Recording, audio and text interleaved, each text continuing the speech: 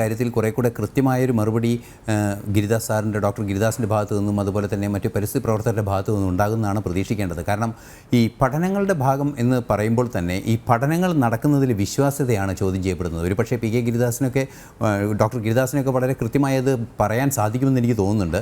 അതായത് ഡോക്ടർ ഗിരിദാസ് ഈ പഠനങ്ങൾ അത് ആനകളുടെ എണ്ണം ഒരു ജീവിയെ മാത്രം എടുക്കുകയാണെങ്കിൽ ഇന്നിപ്പോൾ ഈ നാട്ടിൽ പ്രശ്നങ്ങൾ ഉണ്ടാക്കുന്നത് ആനകൾ മാത്രം. ആനകൾ ആണ് അതിൻ്റെ ഏറ്റവും കൂടുതലുള്ള പ്രശ്നങ്ങളുണ്ട്. കടുവകളുണ്ട്. എന്നാൽ ഈ അടുത്ത കാലങ്ങളിലെല്ലാം ചർച്ച ചെയ്യുന്നത് ആന ഇറങ്ങുന്ന പ്രശ്നങ്ങളാണ്. ഇന്ന് നിരവധി ഇടങ്ങളിൽ കേരളത്തിൽ പലയിടങ്ങളിലും ആന ഇറങ്ങിയൊരു പ്രശ്നമുണ്ടായപ്പോൾ ഈ ആന ഇറങ്ങുന്നതിൻ്റെ സാഹചര്യം എന്താണ്? നേരത്തെ താങ്കൾ പറഞ്ഞതുപോലെ ചില പ്രത്യേക സ്വഭാവമുള്ള ഇപ്പോൾ നാട്ടിലിറങ്ങുന്ന സ്വഭാവമുള്ള ആന ഈ ക്രോപ്പ് റൈഡർ അത്തരം രീതിയിലുള്ള ഈ നാട്ടിലിറങ്ങി ശല്യം ചെയ്യുന്ന സ്വഭാവമുള്ള ഒരു ആനയുടെ ക്യാപ്റ്റിവിറ്റിയിൽ കൊണ്ടുവരുന്നതിനുള്ള നിയമ സംവിധാനം നമുക്കുണ്ട് എന്നത് യാഥാർത്ഥ്യം തന്നെയാണ്. ഈ അടുത്ത ദിവസങ്ങളിൽ അത് സംബന്ധിച്ച നിയമങ്ങളെല്ലാം തന്നെ പാസ്സാവുകയും ചെയ്തിട്ടുണ്ട്.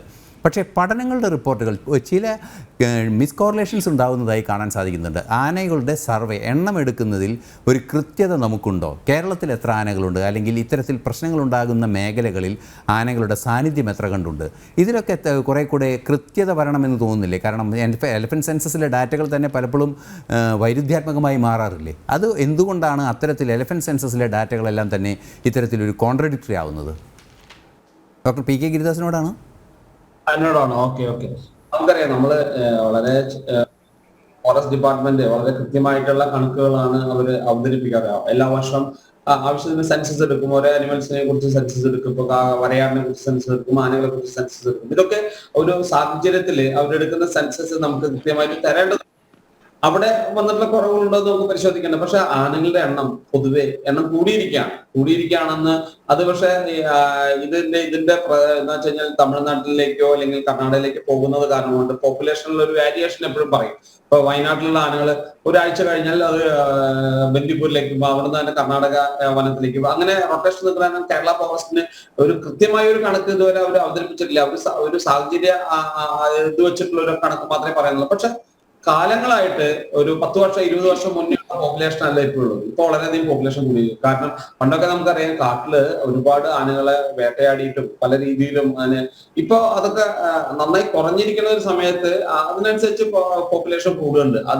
അതാണല്ലോ ഇപ്പൊ ആസൻ ഏരിയയിലൊക്കെ ഒരുപാട് ആനകൾ കൂടിയത് കൊണ്ടാണ് അവിടെ എന്നും പ്രശ്നങ്ങൾ ആയതുകൊണ്ടാണ് അവിടെ നിന്ന് പിടിച്ച് നമ്മുടെ ബന്ദിപ്പൂർ മേഖലയിൽ കൊണ്ടുവിടുന്നത്. ഇത് കർണാടക ഗവൺമെന്റ് ചെയ്യുന്ന ഒരു കാര്യമാണ്.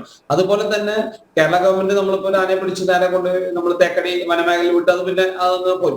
പക്ഷെ ഇത് എണ്ണം കൂടുന്നതിനനുസരിച്ച് അതിനെ പിടിച്ച് കൈകാര്യം ചെയ്യുന്നതിന് പകരം നമ്മള് കോടതിയുടെ നിയമത്തിന്റെ ഇതിൽ കൊണ്ടുവന്ന് അതിനെ തിരിച്ച് കാട്ടിലേക്ക് തന്നെ വിടാനായിട്ടുള്ള തീരുമാനം എടുക്കുമ്പോൾ അത് വീണ്ടും പ്രശ്നക്കാരായി വരുമ്പോഴാണ് നമുക്കുള്ള വിഷമം. കാരണം വെച്ചാല് അത് കാട്ടില് ശാശ്വതമായിട്ടുള്ള പരിഹാരമാണ് എങ്കിൽ നമ്മൾ അതിനെ ഒന്നും ചർച്ച ചെയ്യില്ലല്ലോ. ഇപ്പൊ ഈ വന്ന 2 ആനയും ഈ വയനാട് വന്ന 2 ആനയും ഇതേപോലെ പിടിച്ച് റേഡിയോ കോളറിട്ട വന്ന ആനകളാണ്. അപ്പൊ അതിന് എന്തൊരു സൊല്യൂഷൻ കാണണം എന്ന് പറഞ്ഞാൽ നമ്മള് പ്രകൃതി സ്നേഹികൾ എന്ന് പറഞ്ഞ എല്ലാവരും പറയുന്നുണ്ടെങ്കിലും അതിന്റെ ഒരു സൊല്യൂഷൻ കണ്ടെത്തണ്ടേ? ഒരു മനുഷ്യജീവൻ പൊലിഞ്ഞതിന് ശേഷം നമ്മൾ ചർച്ചയിലിരിക്കുമ്പോൾ എന്താണ് ഒരു സൊല്യൂഷൻ കൊണ്ടുവരേണ്ടത്? ഇത്തരം ആനകളെ നമ്മൾ എന്ത് ചെയ്യണം? നമുക്ക് നമ്മുടെ ആൻസസ്റ്റേഴ്സ് നമ്മളെ പഠിപ്പിച്ച ഒരുപാട് കാര്യങ്ങളുണ്ട്. അതിലേക്ക് നമ്മൾ തിരിച്ചു പോകേണ്ടി വരുമ്പോ എന്ന് ചിന്തിക്കേണ്ട ഒരു സമയമാണിത്. കാരണം എന്തുകൊണ്ടാണ് കാട്ടാനകൾ എങ്ങനെ നാട്ടാനകളായി എന്നുകൂടി ചിന്തിക്കേണ്ടിയിരിക്കുന്ന ഒരു വിഷയമാണ്. കാരണം നമുക്കിവിടെ എന്തായാലും ആനകളുടെ ആവശ്യമുണ്ട്, ഇല്ലെന്ന് പറയാൻ പറ്റില്ല. കാരണം ഈ ആനകൾ ഉള്ളത് കൊണ്ടാണല്ലോ, നാട്ടാന ഉള്ളത് കൊണ്ടാണ് കാട്ടാനെ കൂടുതൽ ആളുകൾ ശ്രദ്ധിക്കാൻ തുടങ്ങിയത്. അല്ലെങ്കിൽ ഇപ്പൊ മറ്റുള്ള മൃഗത്തിനേക്കാളും കൂടുതൽ ജനം ഇഷ്ടപ്പെടുന്നതും നാട്ടാനയെ കണ്ട് പരിചയിച്ചുകൊണ്ട് മാത്രമാണ് കാട്ടാനെ ഇഷ്ടപ്പെടുന്നത്. അപ്പൊ നാട്ടാനയുടെ എണ്ണം കൂട്ടുക, കുങ്കിയാനകളുടെ എണ്ണം കൂട്ടുക. ഇത്തരം എണ്ണം കൂട്ടുമ്പോൾ നമ്മൾ എല്ലാ ആനയും കാട്ടിൽ നിന്ന് പിടിച്ചുകൊണ്ടുവരാൻ പറയല്ല, പ്രശ്നക്കാരായ ആനകളെ പിടിച്ചുകൊണ്ടുവന്ന് അതിന് വിശദമായ ആവശ്യമായ ട്രെയിനിങ് കൊടുത്ത് കുങ്കിയാനകളാക്കി മാറ്റുന്നതിൽ എന്താണ് തെറ്റുള്ളത്? അതിൽ ഒരു തെറ്റില്ലാത്തൊരു കാര്യം വീണ്ടും നമ്മൾ പറയണം അതിന് കഴുത്തിൽ കോളറിട്ട് വീണ്ടും കാട്ടിലിങ്ങനെ തിരിച്ചുവിടുക. അത് വീണ്ടും വരുന്ന പ്രശ്നങ്ങൾ ഉണ്ടാക്കുന്നു. ഇത്തരം സാഹചര്യം ഒഴിവാക്കാനാവുക എന്നുള്ളതാണ് ഏറ്റവും വലിയ പ്രധാനപ്പെട്ട കാര്യം. കാരണം മനുഷ്യജീവനാണ് പ്രധാനപ്പെട്ടത് എന്ന് എല്ലാവരും മനസ്സിലാക്കണം. അത് എല്ലാവരുടെയും അടിസ്ഥാനപരമായിട്ടുള്ള കാര്യമാണ്. അതിൽ നിന്ന് നമ്മൾ പുറകോട്ട് പോകാൻ പറ്റില്ല. അത് കഴിഞ്ഞ് നമ്മൾ ഒരിക്കലും എല്ലാ ആനകളെയും കാട്ടിൽ നിന്ന് പിടിച്ചുകൊണ്ട് ഇവിടെ കൊണ്ടുവരാൻ നമ്മൾ പറയുന്നില്ല. പ്രശ്നക്കാരായ ആനകളെ പിടിച്ച് ആവശ്യമായ ട്രെയിനിങ് ആക്കണം എന്നാണ് ഞാൻ ഈ അവസരത്തിൽ ആവശ്യപ്പെടുന്നത്.